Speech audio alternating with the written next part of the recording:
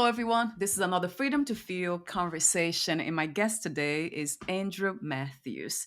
He is an Australian author and international speaker. His books, including Being Happy, Follow Your Heart, and Bouncing Back, have sold over 8 million copies in 48 languages. Andrew has presented to over 1,000 corporations. Wow, 1,000 corporations on 5 continents on attitude, enjoying work, and resilience.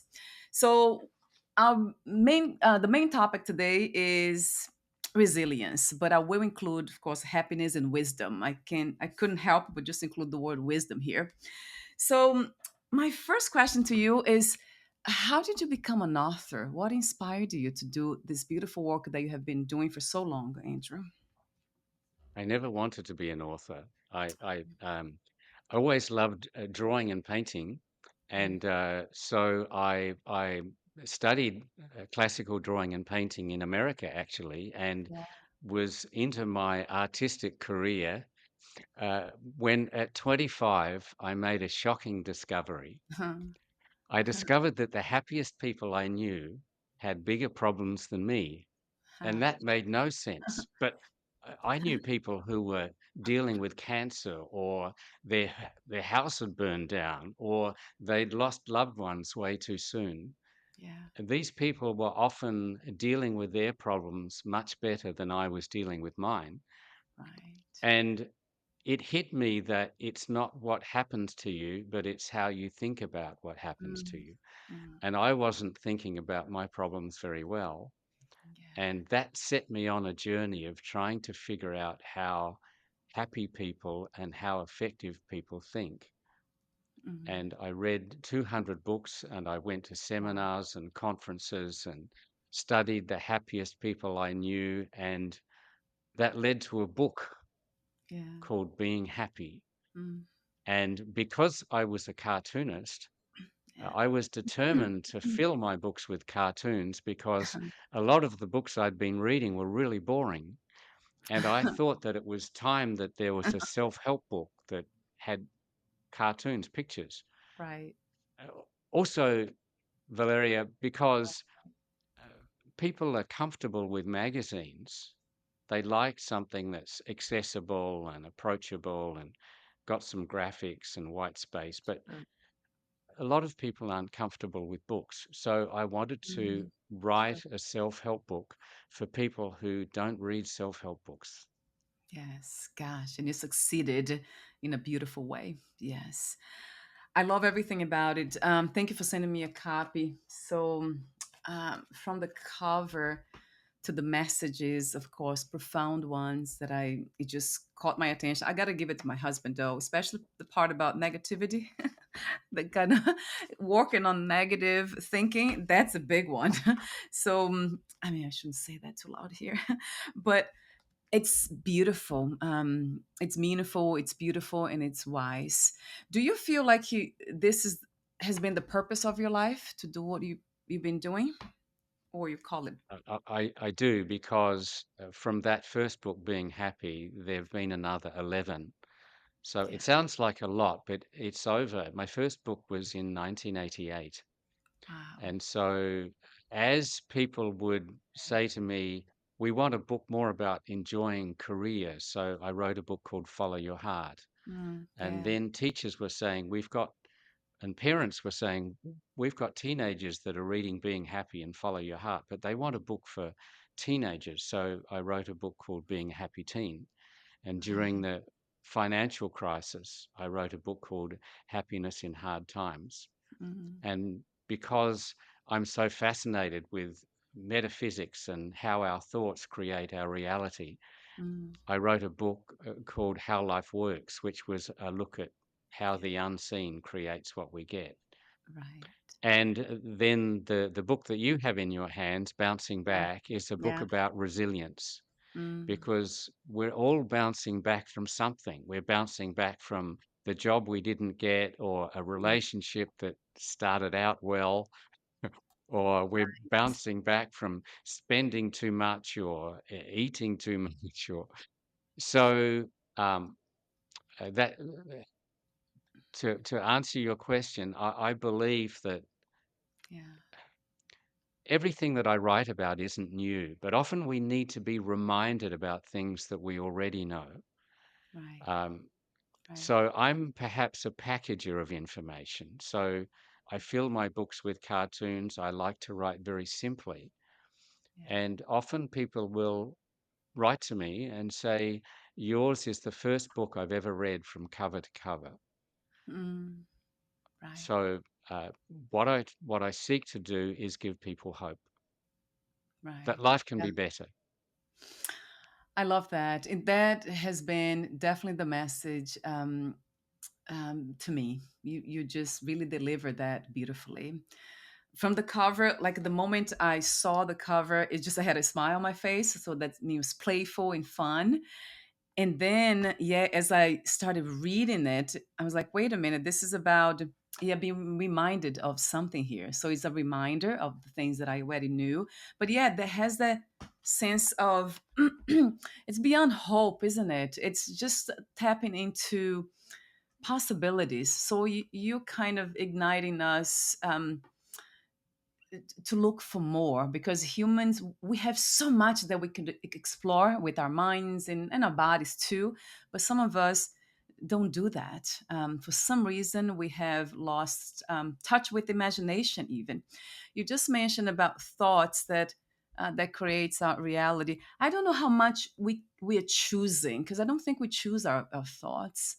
So it seems like it's being open. The more we kind of accept to flow with life and become life itself, then something happens. Then the thoughts that come through us, it's almost like guiding posts. They're just kind of guiding us through life. But I don't know if I believe that we generate our own thoughts. There's something about that because I cannot really predict even what my next thought is. And if we could, everybody would be happy, right? Because we all want to be happy. But most people cannot really control, or I don't think we have control. I don't think we can control our thoughts, Andrew. But I would love to hear a little bit more about that, of course. Oh Sure. yeah, So let's talk about whether or not we choose happiness. yeah, Most of us have seen a 2-year-old that may be crawling around on the furniture at home and he falls on his head. And we ask ourselves, what is the first thing he does? He looks around to see who's watching. And yes. based on the audience, he decides whether he's going to laugh or cry. And we think that is Mm, that's really cute. We can see what's going on. He's making a decision. yeah. How am I going to deal with this? What Huh. we may not realize is that we do exactly the same thing. We're out on the freeway and someone cuts across in front of us, and we make an instant decision. Is this going to ruin my day? And so, in terms of happiness, we are always choosing, is this going to worry me? And as we develop resilience or not, so we get a, a feel for whether we choose our thoughts and it's what we focus on. When you Yes. say, do we choose our thoughts? We choose what we focus on, and we find in life what we look for. So if Mm, I say to mhm, myself, what do I hate about my wife? Then I plug into one thought that plugs into another thought and another thought. And so my whole mhm, direction, my whole trajectory is determined by the questions that I ask myself. Or if mm, I say, what do I love about living in this city? What is still great about living in the United States? Sure, yeah. we've got lots of division and people are fighting, but what is still great about this country? We Yeah. get up and we ask ourselves that question. We have a better day than if we ask ourselves another question. What do I Mm, love about my boss? What am I learning in this job? What's mm, good about having lost my last job? And what have I done that is going to help me enjoy my next job better? It's mm, the questions that we ask ourselves. mm. I love that. I love that invitation and that suggestion. Yes, a billion times asking questions. I love that. And I wonder why some people don't really tap into this powerful way of living, of navigating reality. they are not aware of it. Do you think they're not aware of it? They choose not to? What's happening with some of us? Yeah, I can remember a time in my life where if someone had come along and said to me, "Come on, be positive," I would have said, Yeah. "Piss off." You Yes. know, I'm not ready and I'm not interested. Mm, not ready. And we need to be ready. Sometimes Mm, we need to be on our knees and we um, say, yeah. "I never want to live like this anymore." And Yeah. uh, I Mm, had a day in my life. I was 25, and it was the 19th of October, 1983, when I said to myself, "I'm not doing very well." Yeah, yeah. so I had a bit of a list. How am I doing with romance? Not well. Yeah. Money in the bank? Not very well. Am I enjoying day to day? No. How's my career going? Not that happy. And Uh, I said to myself, I'm never going to live like this anymore. I'm going to change how I see everything." And I had a little motto which was encouraging me to be more courageous. And right. it was, if in doubt, do it. Not that Mm, I was going to go out and do dangerous things, but if yeah. I was Yeah. invited somewhere, if I saw an opportunity, if there was a seminar, if there was a book to read, if there was a party to go to, I was going to go to all of them. Mm, And for, I thought to myself, if I embrace every opportunity and decide I'm going to enjoy this as much as I can, what will. yeah. And my life changed from that day. It wasn't wonderful, but it was on a different trajectory. And as Right. we all know, if you can be in an aeroplane and if you change your heading by 2 degrees, you end up in a different country bit Yes. by bit. And so my experience, I think, can be the experience Mm, of many of our listeners, where we realize that sometimes we need to be on our knees yeah. and we make that decision, never again. Never again am I going to be broke like this. Never again will I Mm, be treated like this. Never mm, again will I let these opportunities go by. yes, I love that message, especially coming from your own experience. Yeah, that's beautiful. I have heard that we learn from suffering, pain, suffering, or from inspiration. Is that something that you relate to? There are two ways of learning, growing in life, or one. Absolutely. In one of my books, Follow Your Heart, I've got a guy Mm, and he's already on crutches and he's got bandages all yeah, over him, yeah, and he's about to get hit by a boulder that's falling out of the sky. yeah. And I make the point that in life we get hit by pebbles, and if we don't pay attention to the pebbles, we get hit by rocks. And Mm, if we don't pay attention to the rocks, we get wiped out by a boulder. And then we'll probably say, "Why me? It's not fair." Um, mm, yeah, so yeah, hopefully we learn by little pain before the pain gets really big. And yeah. certainly, I mean, relationships is an example when we see that there were red flags that this wasn't the best person to be dating, Yeah. but we ignore the pebble until we get hit by a boulder and say, you know, Yes. okay, hopefully I learned from that. Um, but here's the thing: I've got a cartoon that you will have seen at the very beginning of Bouncing Back, and there's a Yeah. reason for it, where there's a guy climbing a mountain and Yes. he's sweating. There you go. He's sweating, his dog is sweating, and of course the It's caption fun. says, "What you thought was breaking you is probably." Oh, nice to see you've got some highlights there. What Oh you yeah. thought was Got it. I have breaking it you is everywhere. probably making you. Yes. And the fact is that Mm. no one is born extraordinary, but Uh, we become extraordinary by facing challenges that we didn't choose. right. And if we look at those people around us who seem to be so resilient or unstoppable, it's not because they were born that way, but it's because of how we embrace challenges and say, Mhm. I'm going to learn something from this that is going to make me better next week Mm. than I was this week. Mm. Yes, beautiful. Yes. Are we here to learn lessons, Andrew? Is that what's do you see that as the purpose of life itself? To grow, to I learn in Well, I think our mission is to be happy because mm, everything works mm, better when we're happy. yeah, Our memory works better, our relationships work better, we're healthier, yeah, we even solve problems faster. right, Uh, Even doctors, right. they found that happy doctors diagnose illnesses 30% more accurately. Everything works better. So our mission is to be joyful, and that's when we get inspiration. We were talking about inspiration earlier, Yes. but we do need to learn lessons, but it doesn't need to be like we're being punished. Yeah. It's Mm, just like suddenly we get this. Like we might get a lesson that when you're desperate, nothing works. So right.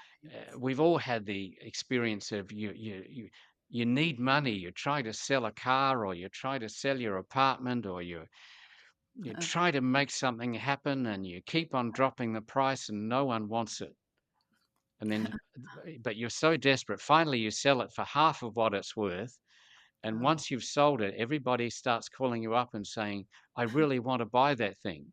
And you've sold it, but or if you're desperate for people to like you, it doesn't Yeah. work. So, I mean, I'm Mm, giving that as an example of that's a yeah. lesson that we need to learn, that detachment works. Just being joyful and saying, "I've got everything I need. I'm not desperate for anything. Life is good Mm, anyway." And mm, that's when life comes along and gives you more beautiful stuff. But if you mm, get up tomorrow and you say, "Life stinks and other people are doing better than me and they've got mm. better jobs than me," and that's when life starts to shrink.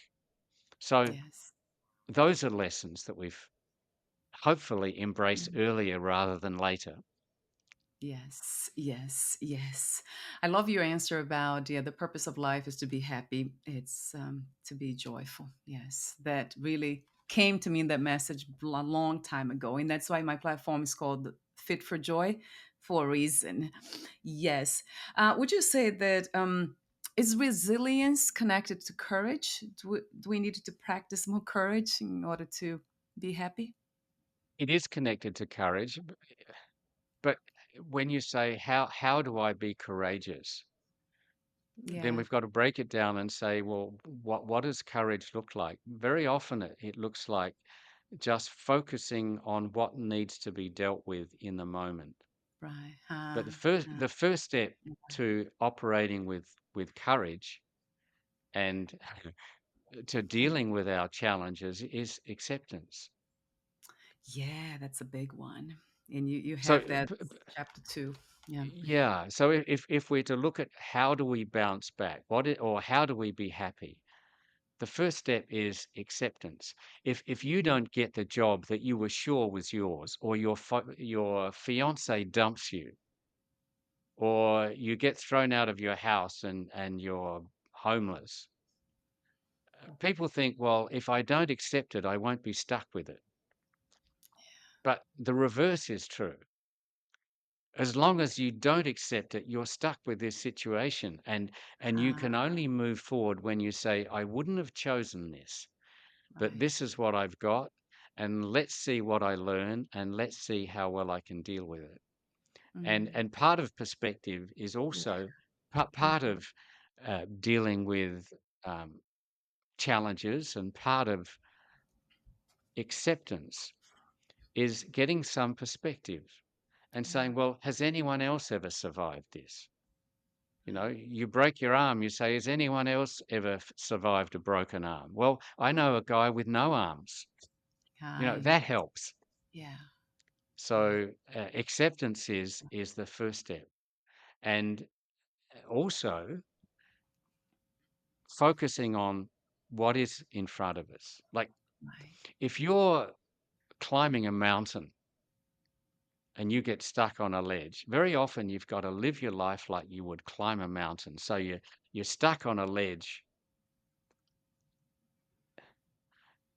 All of your attention, all of your focus goes into the next step. and the next step. You can't be worried about the next month. You Mhm. can't even be worried about the next hour. You just have to Mm, mm. deal with moment by moment, and you get through that, and eventually you get off that ledge and you go back to living a fairly normal life or a normal mountain climb. Uh-huh. But when life gets difficult, we focus on just what is right in front of us. I love that suggestion too. That's a big one within the spiritual community. Be in the moment, be here now. That's huge. And it's so true because if we really look close, investigate that, it's all we got really because we don't know what's going to happen next, right? We couldn't, who knows? We might die we never know. We actually And don't know. and we postpone happiness. It's like you're having a Mm, bad week and it's only yes. Tuesday, but you say to yourself, "Well, I've got a hot date on Friday, so I'll be happy then." So you Yeah. make it through the week, and Uh, Friday evening yeah. comes, and you Uh, pull out into the traffic and there's a traffic jam. So yeah. you say, "I can't be happy yet because I'm in this traffic jam, but I'll be Yeah. happy when I get to the restaurant." And you get to the restaurant late and there's a long queue, people lined up. So you think, I'll be happy when I get a When table. yes. And finally you Yeah. get your table, but you're not happy because your date hasn't arrived yet because she's Mm, stuck in traffic. yeah. And then and you're saying, and the waiters are busy. I'll be happy when they take my order, and then I'll be happy when I get my food. And Yeah. then you take a picture of it and you put it on Instagram. I'll be Uh, happy when someone likes my spaghetti marinara. It's yeah. nuts. That's very good. Yeah, And well and and illustrated. and Yeah. here's the thing, we have this idea that Mm, maybe the next moment is going to be better than this moment, yeah. but the next moment is never going to be better than this moment, especially if Mhm. in the next moment you're thinking about the moment after that. Yes. You're taking yourself everywhere, right? It's what is here. Yeah, that's kind of right, right. I think you said something like that about taking we take ourselves everywhere. I don't know if you said or somebody said. So we can't really it's Yeah, about everywhere changing you go, there you are. the Yeah, right, that's it. Yeah, yeah, yeah. yeah. So if we want to change something, we have to change the way we think, the way we perceive life. Really, it's not even thinking. To me, it's perception, the way I perceive reality. And Uh, and I believe yeah. you've got to like yourself. Mm, So mm, do you need to love yourself? You've got to at least like yourself. Why? yeah. Yeah. Because we create the life that we feel we deserve. And if I Right. don't like myself, I'll stay with a partner that treats me badly. I'll stay in a Mm, job I hate. I let mm, opportunities go because I figure, well, I don't even deserve that. right. Right. And so Right. at some point, we have to say, Mm, I've been living my life the best way I know how. mm, And I forgive myself for not being perfect. yes. We can get a photograph of ourselves when we were 3 years old, Yeah.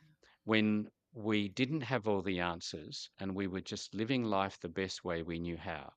And we Right. put it on our desk and Yeah. we treat ourselves the way that we would treat that 3-year-old child because we Right. still don't have all the answers and we're still just living life the best way we know how. So true. Gosh. So yeah, that really now kind of comes together. When I came across your work by reading this book, it's just all about wisdom. It's very wise. So you come from a place of truth. That's what it's really coming to me as a message too. And I did ask the question off record about spirituality. If you your background on that, if you have spiritual views, I'd love for you to talk to me for a moment about that because I'm curious to know more about the depth of of you in a sense of what you are. Have you yeah, talk to me Well, about spirituality from your lens. I just believe, I mean, terminology is always tricky because we all have Yeah. words we're comfortable with or not. But I Yes. grew up, my mother was Christian. My father, I think, had been wounded by the church at some stage. And so Right. he was very anti. Yeah. And I was neutral until uh, I got into my 20s and I discovered that life was even more beautiful than I'd been Mm, noticing, mm, and that my thoughts were creating my reality, and I was somehow connected to something way larger. mm, And so I believe we're all a spark of God, mm. and Yeah, and our mission is to learn to love each other and to discover our own power, and to realize that life can be so much more beautiful than we mm, ever imagined. mm. And we do that by making lots of mistakes, and Oh, sometimes yes. figuring that Oh, we're yes. not very powerful at all. But Mm, then we discover that, bit by bit, as we learn to manage our thoughts better, we understand that we become what we think about. And so my books are really on sit on that foundation. I might be talking about happiness, right. but Right. essentially I'm saying that you create your life according to what you think about, and that's it. Yeah, it goes back to thinking. I love the way you talk about everything, everyone, and everything is a spark of God, right? Of it's divine. That's exactly how I see this reality. Everything is divine. Yeah, there's nothing that's not sacred to me. Yeah, that's coming from a spiritual lens too. From my own mystical experiences, it's not really only by reading. I have been doing a lot of experimentation and into the um, going deeper into meditation and contemplation.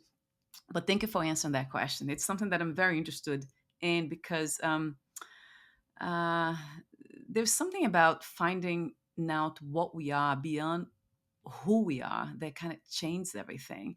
Even that when you talk about thoughts, and I see people around me, very with negative thinking and all that, it's almost like a pattern. But I do see everything happening in this absolute reality. Let's say everything's happening in God. So it's not really a big deal after all, because when you know that you are divine, then it's okay. Then everything else, it's almost like it's not that doesn't matter. It does, but it doesn't have the same impact. So it has been my experience with a lot of trauma and being a woman of color, and all that. There's a lot of challenges that come with that package. So I see that I always wanted to see the big picture of life, and that's what came up for me. That what you are is not affected by anything that's relative. So the body, the mind, thoughts, memories, and the natural world, all this is relative, will come and go, but there's something here that never leaves. It's always here. Basically awareness, that this sense that I am here, and the I am is not the body mind, it's something else that knows that it's here. So it has been fascinating to just kind of find that to be true. Wait a minute, it has been always here, it never changed since I was very little. And the body changed, the hair, everything else changed, but not that. That never changed. So yes, I wanted to mention that, and thank you again for entertaining that conversation, because it's something that for some reason, it's really inspires the body mind. That spiritual understanding, which basically is very simple, as you said too. Basically knowing what we are, knowing their reality that never changes. That spirituality to me. Once we find that. So I have a question for you about the stories in the book. In your books, are they real? Most of them, Sure, they're real. Sure, I they are start all out with a real? I start out yeah, I start out with the Wow. story of my wife. Yes, Julie. Julie is Right. my publisher. How wonderful. So Julie Yeah. lost her mother when she was 10, Right. and Right. a little 10-year-old girl, I can imagine her just going home. And she tells me she would go home from school every day, just maybe hoping that her mum would magically reappear. Right. Um, Right. and so her mother was Mm, sick before she died, and Julie was feeding, like cooking for her little brothers and sisters, and taking yeah. them to school, and doing all the things that an Wow. 8-year-old shouldn't need to be doing. Right. Um, Right. And Oh. if you ask Julie, what is it that turned her into this force of nature? This woman who took Mm, my books and took them to 70 countries and into now 49 languages. yeah. It is Huh. that experience that is the last thing that she would have wanted. Yeah. So, in bouncing back, I start with that story to say often the last thing we wanted is the thing that's going to turn us into the person that we want to be. Right. And Uh, uh, I share stories of, of many from my readers. yeah. There's a story in there of a woman. She wrote to me on Facebook. She said, I was broke and I was sick and I was with my husband and children living with my parents. And I went to the doctor, and on the coffee table in the waiting room was your book, Being Happy. And she said, Mm, I read the first 7 pages and I said to myself, I've got to get that book. So she said, I borrowed the $20 because I was $100,000 in debt. And she said, I read that book mm, and I suddenly began to see my life differently. And I saw an ad on Facebook where somebody wanted 10 serves of chicken rice for $3 a serve. And I thought, I can make that. And I started cooking in the kitchen of my parents' apartment. And she said, I kept cooking until they made me move out because, yes. and she said, I rented a commercial kitchen. And she said, now I have a multi-million dollar business. Wow. She said, I have a catering company. I have a restaurant called Noosh on the Mm, Singapore Esplanade. And I went there mm, and I sat down with her and I ate her beautiful food. wow. Amazing. Um, and the point is, Mm, you start where you are, yeah. whatever it is. If you're trying to sell insurance, then you start with whoever you know. If you're trying to make it as an entertainer, you say, well, if I had 1,000 people to listen to me, I'd really put on a show. No, you put on a great show for 5 people, Huh. wherever you are. And next month you might have 10. And the following month you may have 50. And you work your way up to the 1,000. So Right. I take real stories from which I Wow. derive my inspiration. I got a phone call from Mexico, and this guy said, "I was I was sick. I was in bed. I couldn't move. I had some kind of arthritic condition, and and I read your book, Being Happy, and it inspired me. And I got over my sickness, and I rode a bicycle around the world." Yeah. I said, why? He said, well, I understood that I needed a big goal and I wanted to spread happiness. And he said, I used took me 22 sets of bicycle tires, 6 bicycle seats, like Mm, 12 bicycle chains, and I met Michael Jordan and Bill Clinton and the uh, Pope. yeah. There you go. And you know, someone can Wow. read that and say, Yes. that's a real story. So, yes, they're real stories. Yeah. Amazing. I had to ask that question because some of them they just well, it sounds reads like fiction, but it's not. Interesting to know now. That's the power of getting to know yourself, isn't it? Having this motivation. It's beyond motivation to me. It's inspiration. So you're inspiring people like this woman to be more, to see more. So, some people, would you say that finding purpose, a mission in life, starts with asking the question, what makes me happy? Is that something that you advise? I'm wondering. Yeah, that's a part of it. I mean, we can approach this from different points of view. Some people Right, just always know what they love to do, right. Yeah. and they just like serving people, and they just go from one opportunity to another to serve, and that's what they do. Some Right, people right. just love fixing stuff, and Yeah. But whatever we do, it's got to be joyful.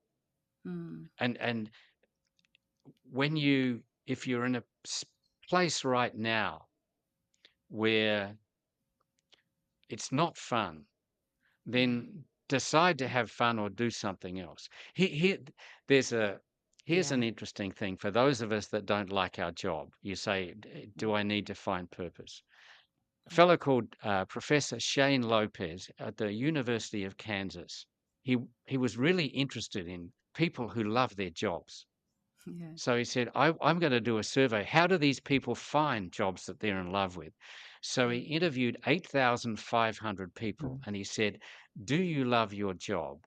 And if mhm. so, tell me about it. So 1,100 or something like 13% said, we Yeah. love our jobs. So he went and talked to each of them and Oh, said, "Hmm, how do you find a job that you love? Because that is so important to everyone. right. And there's so much talk these days about following your passion. He Yes. wanted to know, are these people going to say, well, I followed my passion? Yes. Yeah. Almost nobody talked about following your passion. Huh, huh. Essentially, their message was this: you find a good job Yeah. and you nurture people and you're kind to people and Mm, you surprise your customers and you show mm, up and you do your best every day and you mm, decide to enjoy it until the end of the day. And he mm, said, these people told me that mm. one day a good job will become wonderful. Wow. So it's not about the job, it's what we bring to the job. And you say, well, what if I'm in a job that I don't really like? And what if I don't even think I'm going to be here in 3 months? Then Mm, for the next 3 months, you put your heart and soul into it because that is the only way you'll be happy. And if you leave it in 3 mm, months, then you will leave it with that much more experience and that much more momentum. And in the meantime, you huh. may get spotted by someone else who says, you are too good to be working in this job. Come and work for me. Right. Gosh, I love that answer too, because that goes back to bringing yourself everywhere you go, right? Wherever you go, here you are. So it goes back to the reference again of the source of happiness, which is within ourselves. It's not out there. That's something that that I learned the hard way. It's never out there. It's not with anything. Nothing's holding or has the key of my happiness. I do. And that was a big one. It's a sense of responsibility, really, Andrew. That it feels like that. Is that does it Yeah, come to you? Like I'm responsible for my own happiness. For very much. At some stage, we say, it is not my boss, it is not my wife that's holding me back. yes, Um, It is yeah, not even where I live. It is mm, what's holding me back is yeah, whether or not I'm putting my heart and soul into what mm, is under my nose right now. mm, And right, here's the other thing, yeah, that the yeah, opportunities that we're looking for usually come from places that we never expect. mm, If you think yeah, about how you meet people that you've fallen in love with and maybe married, very yeah, often you know you were expecting to mm, be dating his brother, but you know he wasn't there, and you went out with him.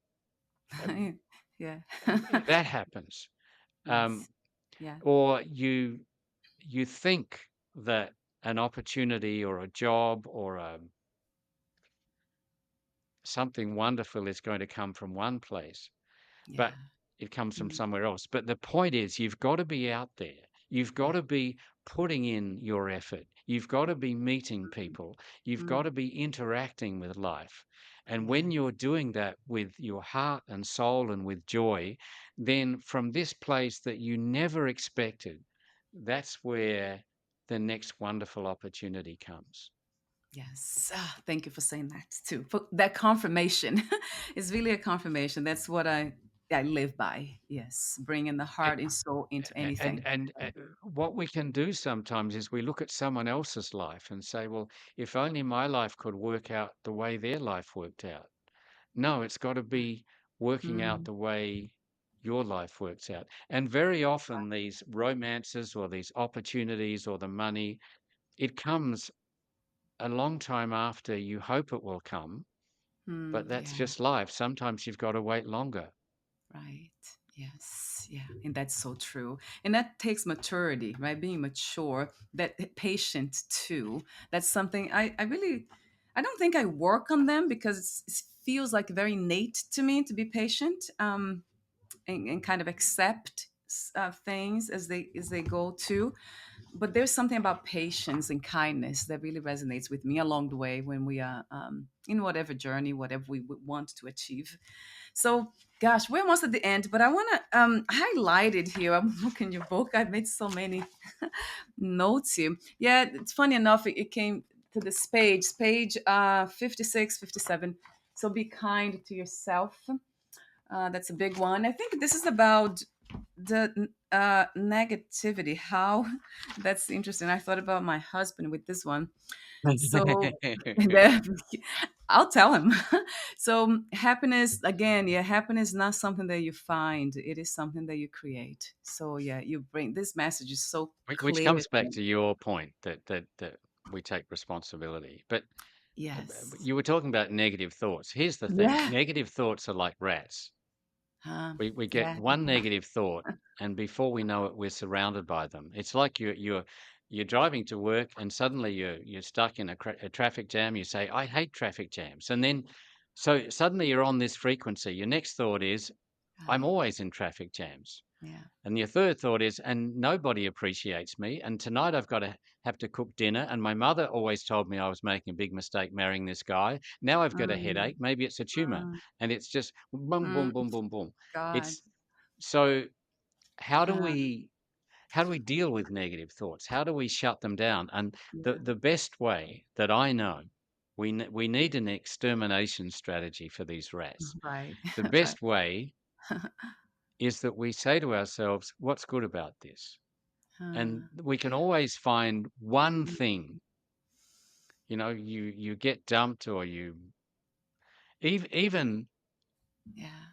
if we're broke and we say, I barely have enough to feed myself and pay the rent. Mm, How can I see anything positive? Well, we learn to budget. yeah. We're going to have a story to tell our grandchildren. Uh, we learn to focus and Mm, maybe study mm, harder, or you know get more focused on improving our life, or our prospects of employment. Maybe we sit down and then start out sending resumes. We do things that we wouldn't have done if we weren't in this situation. true. And Yeah. Mm, so there are, even in situations that seem really bleak, we yeah. ask ourselves, what's one good thing Mm, about this thing I'm going through? And even the little things that would irritate us. You get cut right. off on the freeway, you say, "What's one good thing about getting cut off on the freeway?" Well, at least I'm in a car, I'm Yeah. driving. Yeah. I love that. Yeah, that's a beautiful perspective. Also, gratitude. You talk about gratitude too.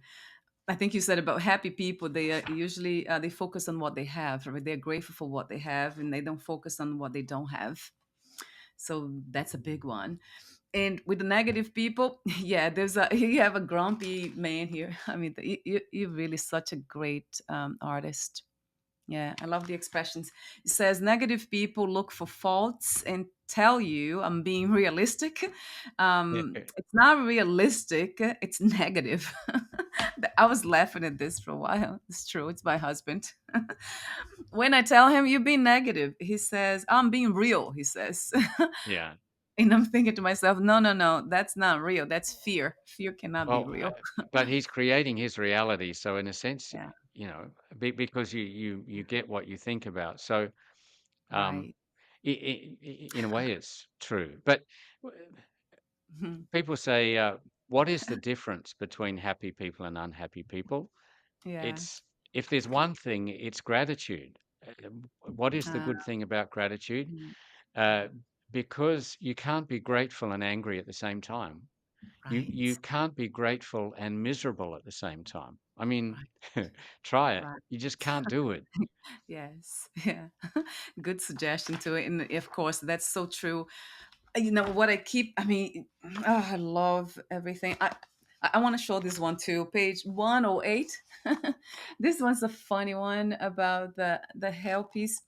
If you're going through hell, keep going. Yeah, That was, That was Winston Churchill. He said, "Yeah, if you're yes, going through hell, keep going." yeah, that's his quote, right? That's so true, isn't it? Mm, Why would you stop there? Why would you yeah. make a stop? I wouldn't. So, gosh, Andrew, there's so much. You have been this. You're to me, what comes across to you as a gift to humanity, because there's a lot. It's not just the words that you write. You being the expression of that too, like from the get go, from the covers of your book, looking at the artwork, it makes you smile. It's like fun. I mean, it's almost like beyond even the image. It's almost like this energetic resonance. It has energy to it.